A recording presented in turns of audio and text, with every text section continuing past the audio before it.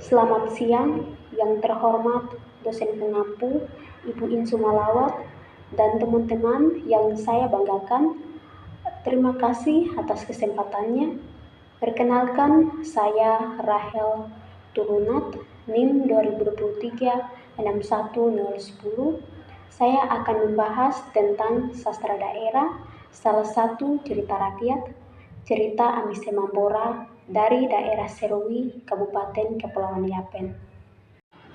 Selanjutnya, saya akan menjelaskan sedikit dari latar belakangnya dari sastra daerah.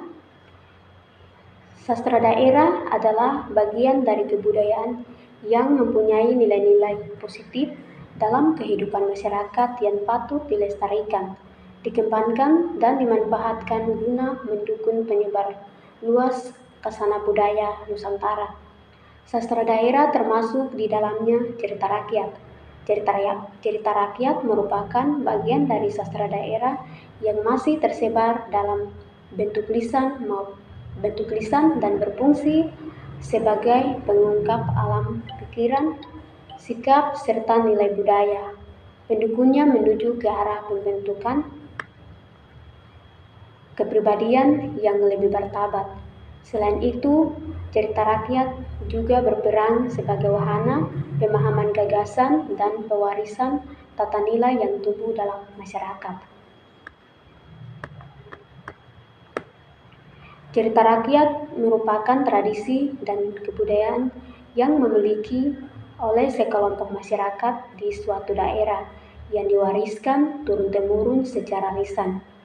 Prosa yang diturun-temurunkan dari satu generasi ke generasi berikutnya itu merupakan cerita yang isinya pada dasarnya berhubungan dengan kejadian atau peristiwa sehari-hari yang pernah dialami oleh pemiliknya.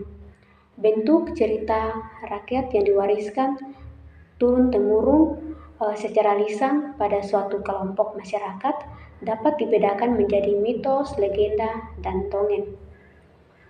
Dari pendapat di atas dapat disimpulkan cerita rakyat merupakan bentuk pernyataan pikiran dan kehidupan masyarakat pada masa lampau yang diwariskan secara turun-temurun dari mulut ke mulut sebagai milik bersama. Selanjutnya adalah unsur nilai budaya. Cerita rakyat Kepulauan Yapen masih dipertahankan dari generasi ke generasi berikutnya, meskipun pada kalangan tertentu, karena mengandung nilai-nilai positif. Selain itu, cerita rakyat Yapen juga masih relevan dengan masyarakat sekarang dan memberi manfaat bagi masyarakat pendukungnya. Berdasarkan uraian tersebut, maka dapat dikemukakan anggapan dasar sebagai berikut. Yang pertama, cerita rakyat Yapen masih banyak terdapat di kalangan masyarakat dan merupakan warisan budaya masyarakat lama. Yang kedua, cerita rakyat Yapen mengandung nilai positif dan kebudayaan yang luhur dan berharga untuk diwariskan kepada generasi penerusnya. Dan yang ketiga, cerita rakyat Yapen masih mempunyai pengaruh terhadap kehidupan masyarakat pendukungnya. Selanjutnya, nilai budaya dan pesan moral yang terdapat dalam cerita tersebut adalah: yang pertama, nilai budaya, sistem kekerabatan dan pemberian pangkat. Yang kedua, peran pemimpin dan kekuasaan. Yang ketiga, pentingnya keluarga dan keturunan. Selanjutnya, pesan moral.